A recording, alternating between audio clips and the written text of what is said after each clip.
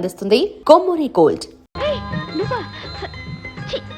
నా చేపట్టుకోవటానికి నీకెంత ధైర్యం? నా తోటలో పూలు కోయటానికి నీకెంత ధైర్యం? పూలు కోయటానికి ధైర్యం ఎందుకు? ఇదేమైనా పుల్లి నోట్లో చేపెట్టడమా? అందంగా కనిపించాయి కోసాను. అందంగా కనిపిస్తున్నావు, నీ బుగ్గగిలితే నువ్వు ఊరుకుంటావా? చంప చళ్ళు అనిపిస్తాను. పుల్లెమ్మా, నీ బుగ్గలు నీకెంతో, నా తోటలో మొగ్గలు నాకంతే. అన్నయ్య, పువ్వులే కదా, కోసుకునివ్వు. ఇవాళ పూలే కదా అని ఊరుకుంటే రేపు చెట్టే బీకేస్తుందమ్మా. ఇదిగో, అలా చేయాల్సిన కర్మ నాకేం పట్టలేదు. కావాలంటే ఈ తోటని కొనేస్తాను. అలాగా?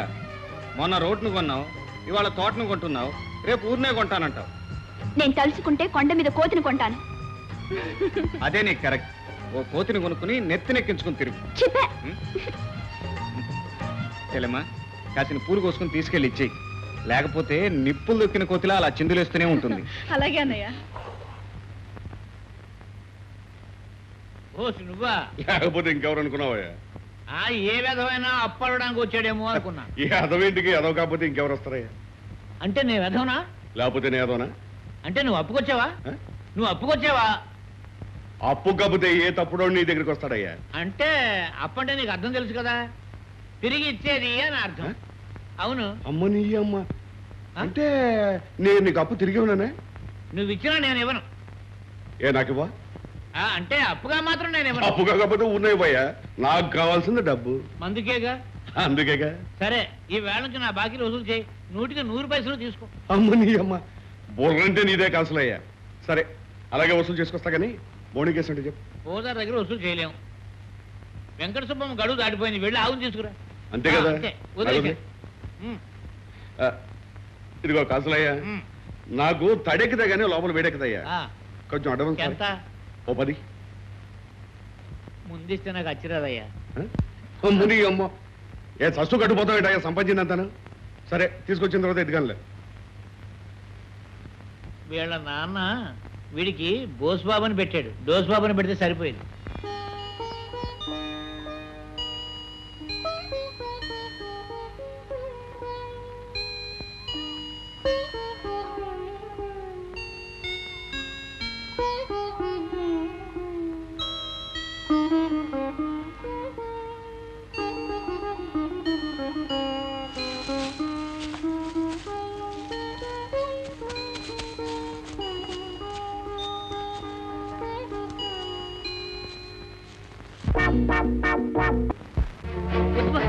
వద్దు బాబు, మీ కాళ్ళు పెట్టుకుంటాను.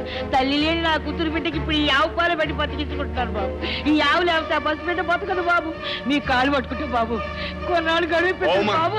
ఆసులు ఇచ్చినా కూడా నేనే నా కమిషన్ బాబు, వద్దు బాబు. అరే, కార్యసాధకుడు అంటే నువ్వేనయ్యా? ఆనాడు భారతంలో గోగ్రహణం చేసుకొచ్చిన దుర్యోధనుడి తమ్ముళ్ళే కనబడుతున్నావయ్యా.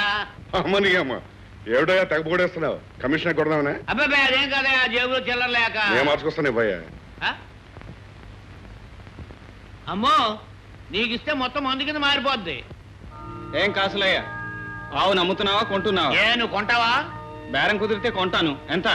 ఆయనకు 100 రూపాయలు గిట్టింది, ఇంకో 50 రూపాయలు ఎక్కువేసి ఇచ్చి తోలుకెళ్ళవయ్యా. నువ్వు నోరమేవా? నీ కళ్ళు ఖరీదు తప్ప ఆవు ఖరీదు నీకేం తెలుసు? రవి, నువ్వు రైతు బిడ్డవే, నీకు చెప్పాల్సింది ఏమీ లేదు. ఒక 1000 రూపాయలు నా మొఖాన్ని కొట్టి ఆవును తొలుగుపో. అమ్మని అమ్మ, గొప్ప బేరగాడివయ్యా నువ్వు. ఆవు ఖరీదు 1000 రూపాయలు అయితే నా కమిషన్ 100 రూపాయలు అవుద్ది. అది మార్చక్కర్లేదు. ఇదిగో, నువ్వు మధ్యలో ఏలెట్టుందని నీకు చెప్పానా? పక్కకు తప్ప. ఇదిగో రవి, ఆవుతో పాటు దోండు కూడా తొలగిపోయి 1000 రూపాయలు నా మొఖాన్ని కొట్టు. అయితే 1000 రూపాయలకి తగ్గవన్నమాట. 1000 రూపాయలకు 1 రూపాయి కూడా తగ్గనయా? సరే, ఆ 1000 రూపాయలకి ఆవును నువ్వే తీసుకుని వెంకట సుబ్బమ్మ నీకు ఇవ్వాల్సిన అసలు వడ్డీ మినహాయించుకుని మిగతా డబ్బు ఆవిడకిచ్చేయి. ఏమిటి వెంకట సుబ్బమ్మని వెనకేసుకొచ్చావన్నమాట? కాదు, న్యాయాన్ని ముందుంచుకొచ్చాను. అమ్మని అమ్మ, గొప్ప గొప్ప మాటలు చెప్తున్నావే. ఆయన చేసిన తప్పేమిటి? ఆయనకి భాగ్యం ఉందే, కట్టలేకపోతే ఆవును తోలు తెచ్చుకున్నాడు. తప్పేమిటి? ఎవరు మీరా? కాట్ల కుక్కల మధ్యలో నీ మురుగుడేమిటి? సుబ్బమ్మ, నీ ఆవు నువ్వు తోలుకెళ్ళు. ఏంట్రా ఆగేది? రేయ్, నన్నే తోస్తారా నువ్వు? నీ రక్తం సరలాగా తాగుతాను రా.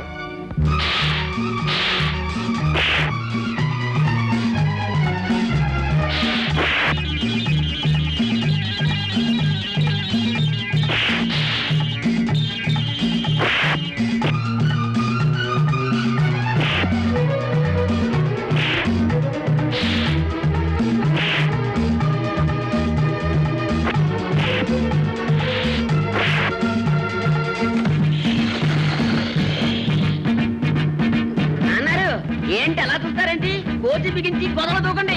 దిగితే ఇద్దరు తలకాయలు పగులుతాయిరా.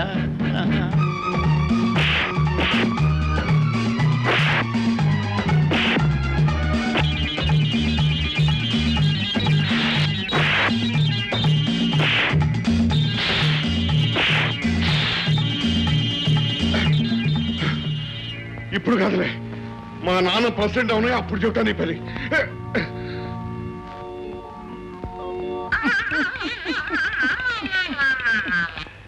మీరు చేసిన మీరు మర్చిపోలేను బాబు. దాందే ఉంది కానీ ఆవును తోలుకెళ్ళి వీలైనంత త్వరలో ఆ బాకీ తీర్చి. అలాగే బాబు. ఇలా పక్క పక్క నడుస్తూ సరదాగా మాట్లాడుకుని ఎంతకాలం అయింది. ఇలా మాట్లాడుకోవడం సరదాగా ఉన్నప్పుడు ఇక్కడే ఉండిపోవచ్చుగా. నాకు ఉండిపోవాలని ఉంది తులసి. మన భవిష్యత్తు బంగారం చేసుకోవాలంటే నేను వెళ్ళటం అవసరం. చదువు పూర్తి చేసుకుని ఉద్యోగం సంపాదించుకుని మన బ్రతుకును పండించుకుందాం. మీరు ఇంకా ఎన్నాళ్ళు ఉంటున్నారు?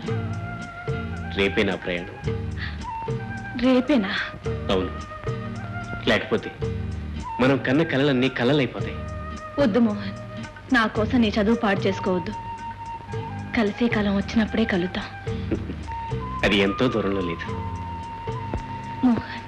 చెల్లెమ్మా, చెల్లెమ్మా, వస్తున్నానన్నయ్య. నీకోసం ఏం తెచ్చానో చెప్పుకో చూద్దాం. వస్తుంది పొలం నుంచి కాదు గనక పూలయ్యుండవు. మిఠాయి. మిఠాయి తినడానికి నువ్వేమన్నా చిన్న పాపాయవా? అయితే చీర ఉంటుంది. చీర కాదమ్మా. అబ్బా, ముత్యాలహారం ఎంత బాగుందో. ఇంత ఖరీదైన నెక్లెస్ ఇప్పుడు ఎందుకు బాబు? ఇవాళ కాకపోయినా రేపైనా చేయించాల్సిందే కదమ్మా. ఉన్నప్పుడే ఒకటొకటే అమర్చుకుంటే రేపు అన్నీ ఒకేసారి కొనే భారం తగ్గుతుంది.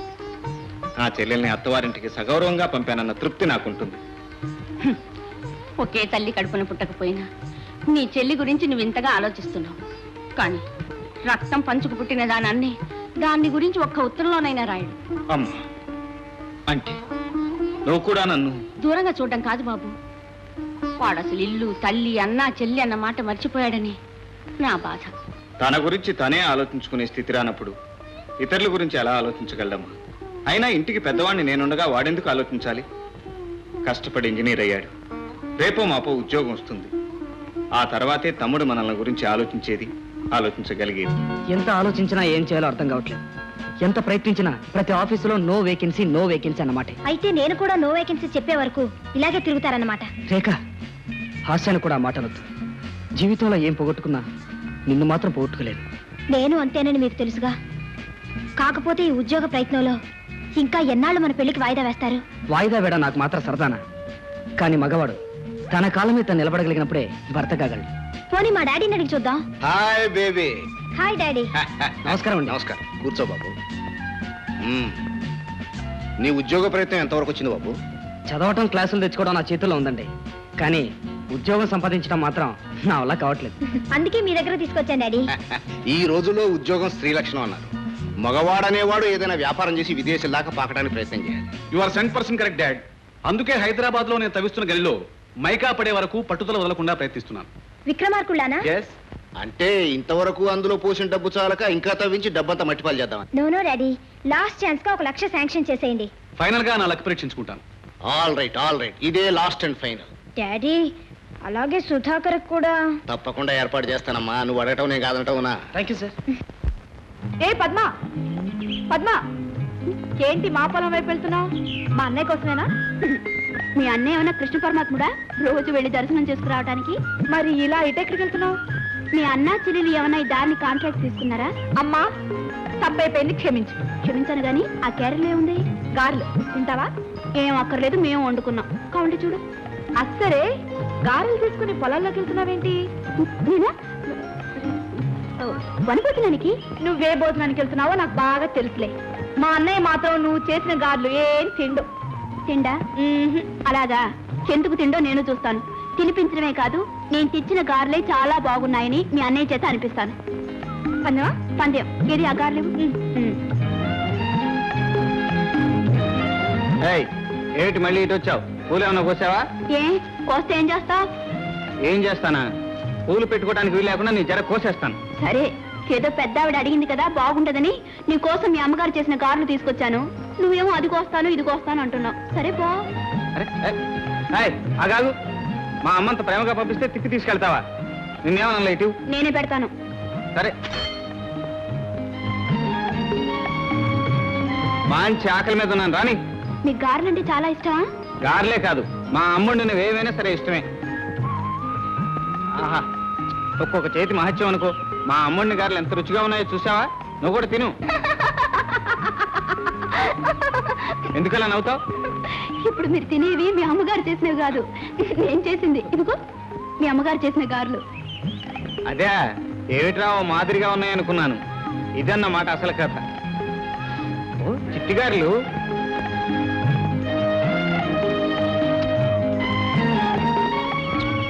రుచిగా ఉన్నాయి. నూనె ఉన్నాయి. ఎందుకు?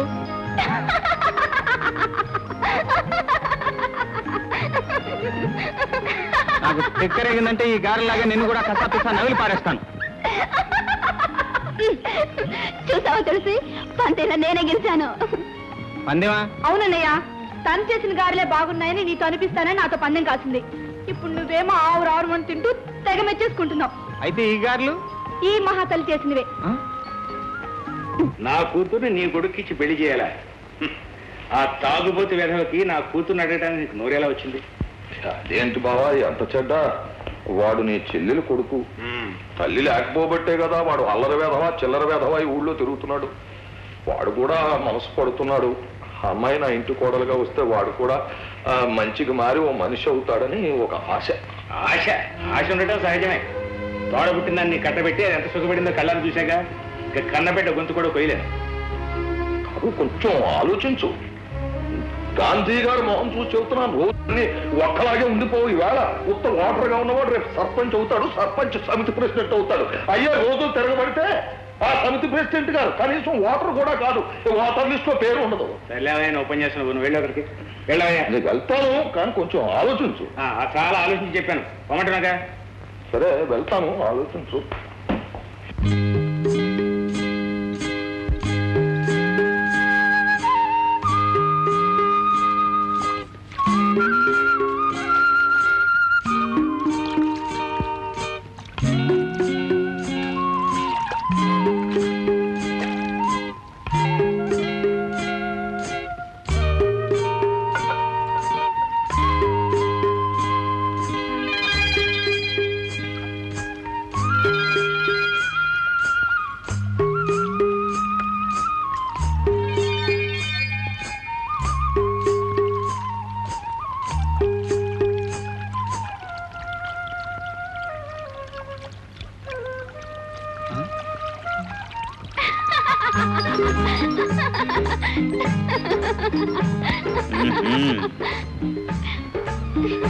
ఇక్కడ ఉన్నావా?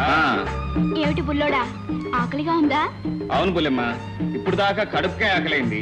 ఇప్పుడు నేను చూస్తుంటే కళ్ళకు కూడా ఆకలవుతోంది. మరింకే, అలా చూస్తూనే కడుపు నింపుకో. నేను ఈ క్యారీ ఖాళీ చేస్తాను. సంతోషించగానే కిందకు దిగు, ఇద్దరం కలిసి తిందాం. నేను దిగను, కావాలంటే నువ్వే ఎక్కువ. ఎలా దిగో చూస్తాను. దిగు.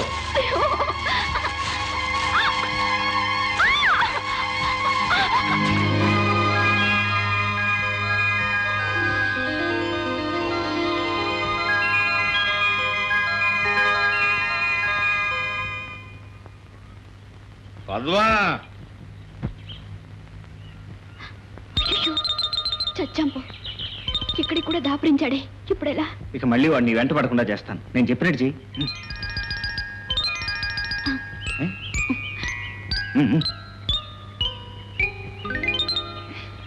పద్మా,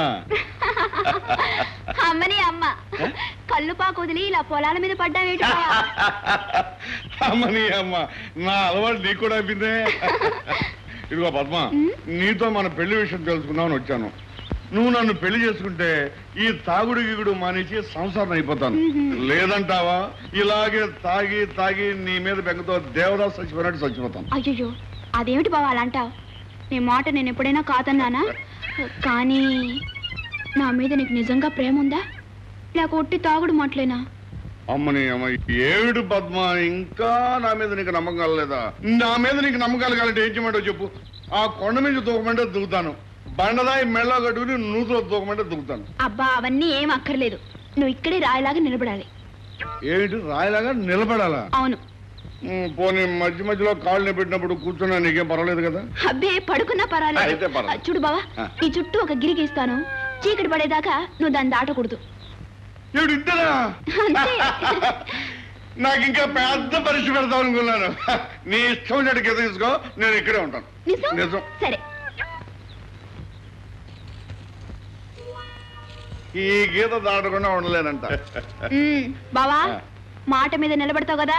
నీకు తెలియదు పద్మ, తాగిన వాడు ఎప్పుడూ నేల మీద నిలబడ్డావు, మాట మీదే నిలబడతాడు. ఆ, చూడు బావా, నన్ను దొంగలు వచ్చి దోచుకుపోయినా, పులొచ్చి ఎత్తుకెళ్ళినా. నిన్ను పులెత్తుపోతుంటే ఈ వీరుని నేను చూస్తానుకుంటానా? అయ్యో బావా, మాట వరుస కన్నాను బావా. సరే చూడు, నేను ఆడినా పాడినా కోతిలా ఎగిరినా నువ్వు ఈ గిరి దాటి బయటికి రాకూడదు. దీని లోపలే ఉండి నీ ఆటపాట ఆనందిస్తుంటాను పద్మ. చూడు బావా, ఈ పువ్వు చెవులో పెట్టుకుని ఆనందించు.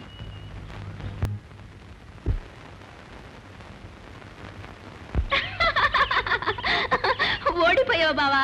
ఇక నీకు నాకు ప్రేమ లేదు, దోమ లేదు. పద్మ, నన్ను మోసం చేస్తావా? చూడు, వారం రోజులు తిరగకుండానే మా నాన్నతో చెప్పి నీ మెళ్ళో మూడు ముళ్ళు వేయకపోతే నా పేరు బోసు బాబే కాదు. బోసా డోసా? డోసో బోసో నీకు తెలుస్తుందిలే. చూడు.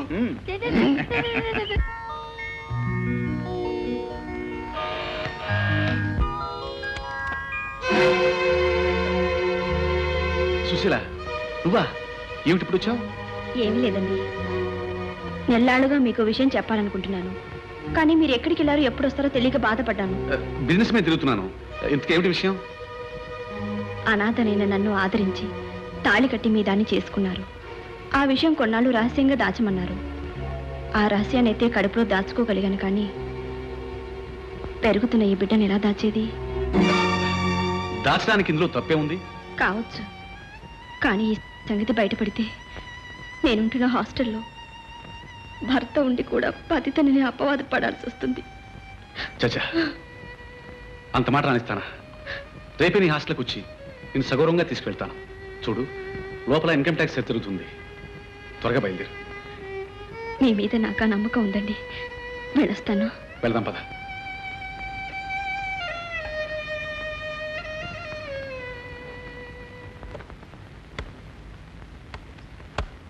ఏమిటి హడావిడి? హడావుడి కాదు, అర్జెంట్. మా నాన్నగారికి సీరియస్గా ఉందని కబురు వచ్చింది. వెంటనే బయలుదేరాలి. మనం తర్వాత కలుద్దాం. మిస్టర్ సుధాకర్, నీకేదైనా వ్యాపారం చూస్తానన్నానుగా. ఇదిగో సెల్ఫ్ ఎంప్లాయ్మెంట్ స్కీమ్ కింద నీకు బ్యాంక్ వారు అప్పిచ్చేట్టు ఏర్పాటు చేశాను. నీ ఇష్టం వచ్చిన ఇండస్ట్రీ స్టార్ట్ చేసుకో. Thank you sir. Many thanks daddy. It's all right. ఇంతకు ఏ వ్యాపారం స్టార్ట్ చేద్దాం అనుకుంటున్నావు? స్టీల్ ఇండస్ట్రీ పెడదాం అనుకుంటున్నాను. గుడ్, నేనదే చెబుదాం అనుకున్నాను. సుధాకర్, అందులో నన్ను వాచ్మెన్ గానో ప్యూన్ గానో వేసుకో. అంత కర్మ నీకేం పట్టిందిరా? అవును, నీ మైనింగ్ బిజినెస్ ఏమైంది? డాడీ, నువ్వు అన్నట్టు ఎంతైనా మట్టి తప్ప మైక పడలేదు. అందుకని క్లోజ్ చేసి వచ్చేసాను. ఇప్పటికైనా తెలిసి వచ్చింది, చాలు. సుధాకర్, అవసరమైతే హరి సహాయం తీసుకో. అలాగే, కానీ నేను ఒకసారి ఇంటికి వెళ్ళొస్తాను. దేనికి? డిపాజిట్ కొరకు కొంత డబ్బు కట్టాలిగా. దానికెందుకు ఇంటికెళ్ళావు? డాడీయే కట్టేస్తారుగా. నో రేఖ, ఈ విషయం అన్నయ్యతో చెప్పాలి. పైగా వ్యాపారంలో నాదంటూ కొంత డబ్బు ఉండాలిగా. సుధాకర్, సొంత డబ్బుతో వ్యాపారం చేస్తే అచ్చురాదు అంటానికి నేను ఒక ఉదాహరణ. అప్పు చేసి మొదలుపెట్టు, ఇండస్ట్రీకి ఆయుష్ పెరుగుతుంది. No no no, that's very bad. Sudhakar అన్నట్టు ఏ వ్యాపారంలోనైనా కొంత సొంత డబ్బు లేకపోతే శ్రద్ధా బాధ్యతలు ఉండవు. సుధాకర్, నువ్వు అనుకున్నట్టే కానీ. Thank you sir. నేను మీ ఊరికి వస్తాను. దేనికి? మీ ఊరిని మీ వాళ్ళని చూడడానికి. ఏ రాకూడదా? అబ్బే, రాకూడదని కాదు. కానుస్తావేంటి? పల్లెటూరు చూసి చాలలేదు. నేను వస్తాను. ఓకే.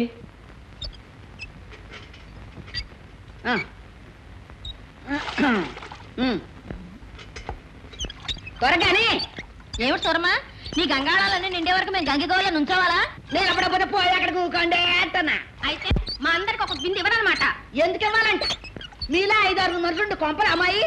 తెల్లారు లేచింది రకాయతు మీ ఇళ్లలో ఉండే ఊరు జనం అంతా వచ్చి మా హోటల్ మీద పడి సోరమ్మా పళ్ళపొడి, సోరమ్మా యాపల, సోరమ్మా నీళ్ళని వచ్చి ఈ గంగాళాల్లో ఉండే నీళ్ళన్నీ పోసుకుపోతారా. అందుకని మా ఇంట్లో ఉన్న పిల్ల మేక మంచినీళ్ళు కూడా నోచుకోరన్నమాట. నోచుకోరమ్మా. ఇప్పటికైనా రాబోయే ఎలక్షన్ లో మీరంతా కలిసికట్టుగా మీ మంచి మీరు తెలుసుకుని నన్ను ప్రెసిడెంట్ గా ఎన్నుకోండి. ఆకాశ గంగన పొలాల్లోకి దించుతాను, పాతాళ గంగన మీ ఇళ్లలోకి పంపిస్తాను. నిజం చెప్తున్నాను, గాంధీ గారి మొహం చూసి నన్ను గనక మీరు ప్రెసిడెంట్ గా ఎన్నుకుంటే ఈ సిరిపురాన్ని గంగాపురంగా మార్చేస్తాను. ఊరంతా గంగా ప్రవాహం. అంటే ఊరంతా గంగలో ముంచుతాను. వాసులయ్య, తప్పుడు మాటలు మాట్లాడుకు నీకు ముంచడమే తప్ప తేల్చడం చేత కాదు. ఈ గ్రామాన్ని మంచినీటి ఎద్దడి నుంచి రక్షించడానికి గత 10 సంవత్సరాలుగా ఎన్ని ప్రణాళికలు, ఇంటికో కుళాయి, వంటింటికో కుళాయి చొప్పున అనేక ప్రణాళికలు నేను తయారు చేసి కూర్చున్నాను. ఈ సంచి నిండా అయ్యే. నిజం చెబుతున్నాను, గాంధీ గారి మొహం చూసి మీరు గనక నన్ను రాబోయే ఎలక్షన్ లో ప్రెసిడెంట్ గా ఎన్నుకోకపోతే మీకు తాగడానికి మంచినీళ్లే కాదు, కార్చడానికి కన్నీళ్లు కూడా ఉండవు. నిన్ను ఎన్నుకుంటే మొత్తం అన్ని కన్నీళ్లే. ఇదిగో తెలుసు. జాగ్రత్త. ఇదిగో సూరమ్మ, నేను మగాని, మీరంతా అవతల తప్పుకుని నాకు ఇవ్వండి అవకాశం, నేను పట్టుకెళ్తాను. ఏంటి